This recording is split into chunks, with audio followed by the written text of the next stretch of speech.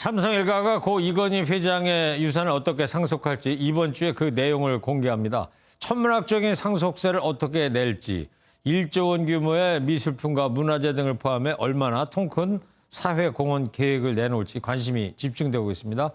경제부 김경기 기자와 이 뉴스 추적하도록 하겠습니다. 김경기 기자, 이건희 회장이 별세한 게 작년 10월이잖아요. 근데 삼성이 왜 이제 와서 상속 계획을 발표하게 되는 겁니까?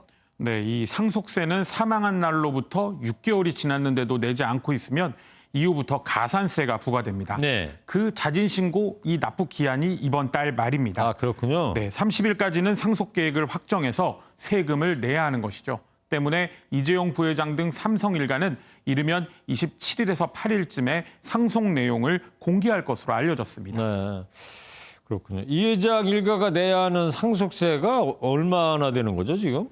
네, 일단 이 회장의 유족이 내야 할 상속세는 주식 지분만 11조 366억 원에 달합니다. 이 회장은 주식 외에도 미술품이나 부동산 등을 소유하고 있는데요. 모두 포함하면 상속세로 내야 할 세금이 12조에서 많게는 13조 원에 달할 것으로 업계는 추정하고 있습니다.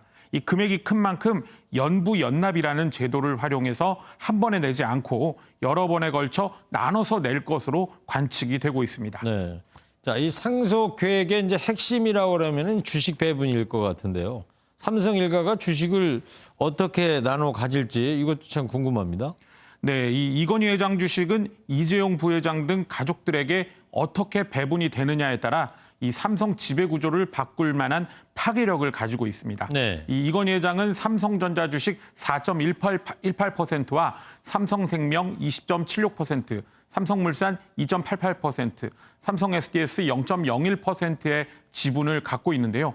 이 법정 비율로 상속을 받으면 부인인 홍라희 여사에게 가장 많은 33.33%의 지분이 돌아가지만 이것보다는 이 부회장의 지배력을 높이는 방향으로 정리가 될 것으로 예상이 됩니다. 네. 일각에서는 이부진 호텔신라 사장과 이서연 삼성복지재단 이사장의 계열 분리 가능성도 제기가 되는데요. 그 가능성은 작다는 그런 분석입니다. 네.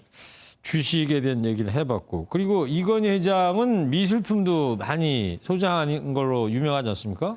네, 혹시 이 그림 아십니까? 네.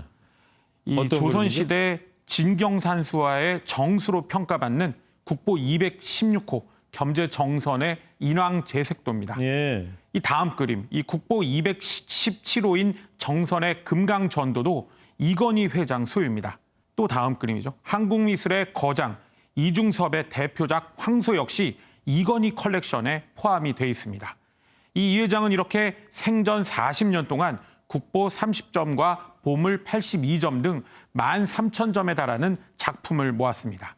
이 감정가가 모두 합쳐서 2조 5천억 원에서 많게는 3조 원에 달하는 것으로 알려졌습니다. 네, 이른바 이제 이건희 컬렉션의 가치가 그 정도 된다는 거죠. 최대 3조는 될 것이다. 네. 근데 이 그림들 중에 일부는 이제 기부하는 걸로 알려지고 있던데요.